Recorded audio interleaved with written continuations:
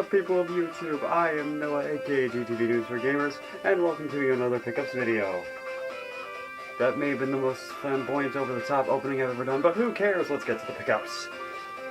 So I happened to stop by my local thrift store on Tuesday, and I found really what is a steal deal. We're just gonna, you know what?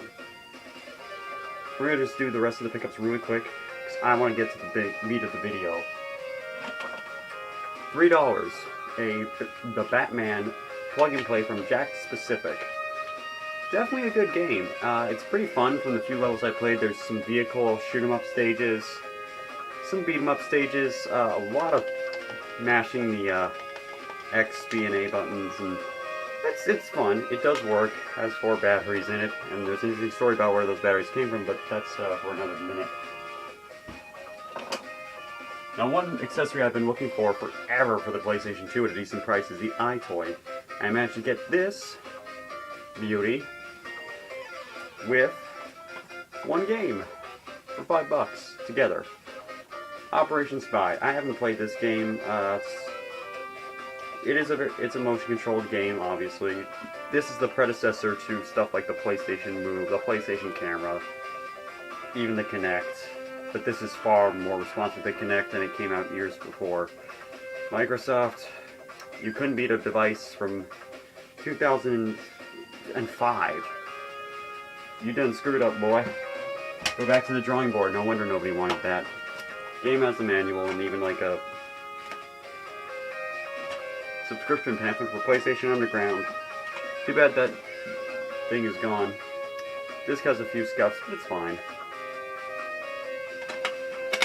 $5, nice to have an iToy. TMNT Leonardo 2012 Nickelodeon Pest Dispenser. Free! Yay! Speaking of TNT, stopped by Superstore this morning, grocery week, and got a couple of movies. Teenage Mutant Ninja Turtles, Cowabunga Classics, blah blah. This is a collection of 10 fan-favorite episodes and includes 2 episodes that have not been on any previous TMNT DVD to my knowledge. Planet of the Turtleoids and The Turtles and the Hare, which were only VHS exclusives.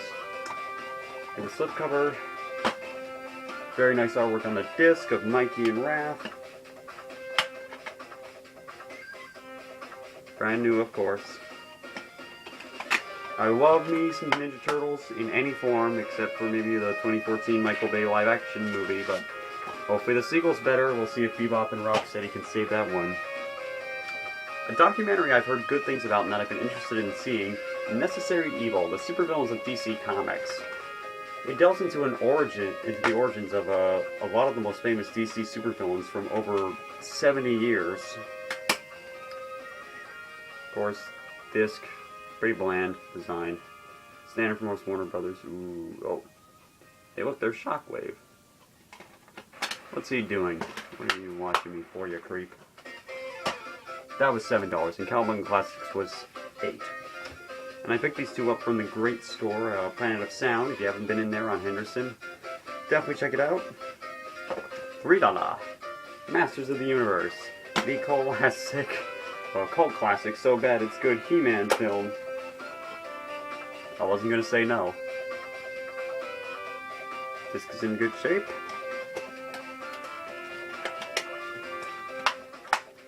Dolph Lundgren in what is arguably, I think, his first movie role. Frank Langella as Skeletor. Cheesy goodness. And $10. The first Godzilla film I actually ever watched and what got me into the series. And now a nice part of the collection to add to Godzilla 2014 and 2000. Final Wars, the 50th anniversary film, featuring all those kaiju. Let me see if I can read them all. Anguirus, Ibara, Gigan, Godzilla, Hedorah, Kamakuras, King Caesar, Kumanga, Manda, Manila, that's Godzilla's son actually, Monster X, Monster X2, kind of like Final Fantasy.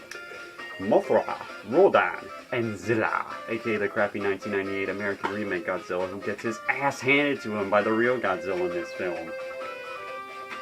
There's a disc featuring the Big G, Z, GZ, I guess, since I'm Canadian. And King Ghidorah. I always called him King Garoda as a kid. As it was weird. That's what happens when you look things up on Wikipedia. Oh, there's my crappy camera. Whee! Disc is in beautiful shape. Not a single scuff that I can see. I rented this movie as a kid from the old Rogers video. Rest in peace. So happy to have it back.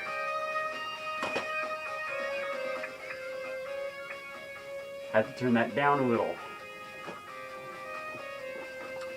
So, without further ado, this was the pickup of probably the year, not gonna lie.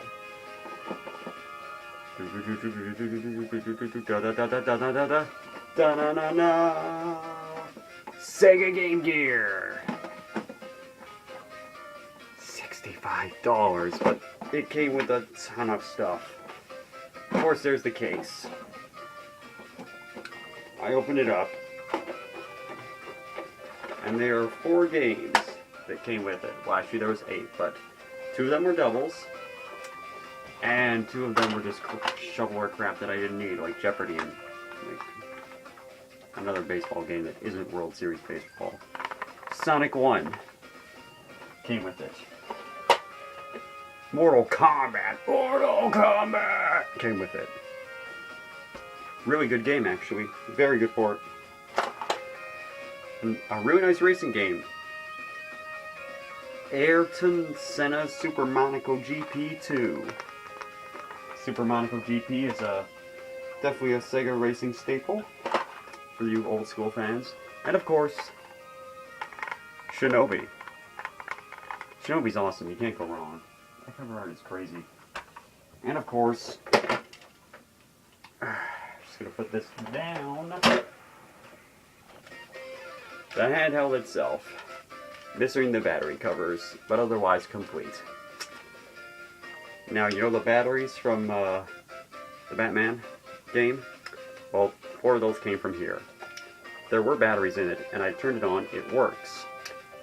However, it does not get any sound. You can only see the video of the game, but that really doesn't matter to me. Probably wondering, well, how does it get no sound? Well, when these were made in the 90s, bad capacitors were rampant. If you want more information, you can always go check out the Gaming Historian's video. There will be a link to that in the description below. Very informative on the history of the Sega Game Gear. Right now the game inside is Sonic the Hedgehog Triple Trouble, which I would consider the 4th Sonic game of the 16-bit era. Unless you count Sonic and Knuckles. But does that really count? That was more of an expansion of 3. And that's a topic for another time. I'm getting ahead of myself. D-pad works. 1-2 buttons work. Start button works. I'd be a shame if it didn't, because then I couldn't play any games. Headphone jack and volume switch is pretty much useless since you get no sound. And it did come with a car battery adapter, which basically you plug it into a car or a truck cigarette lighter, and you can play it, like give it a power supply for that and drain your battery. You waste more gas playing Game Gear than you do driving. Now see, this didn't come with an AC adapter. See, the Game Gear, 6 batteries it runs on, double A's. It drains them in a matter of hours. The absolute maximum you can get is 6 to 8 hours out of this system without them. So I went to PNP. Thank you so much for all your consulting help on this, trying to figure out whether or not this is a good deal. This is a Genesis Model 2 and 3 AC adapter from Retrobit. Plug it in, plug that end in. The Game Gear will run, no batteries. So really I'll be sitting down when I'm playing this, but I do that with my handhelds anyway, so it doesn't matter.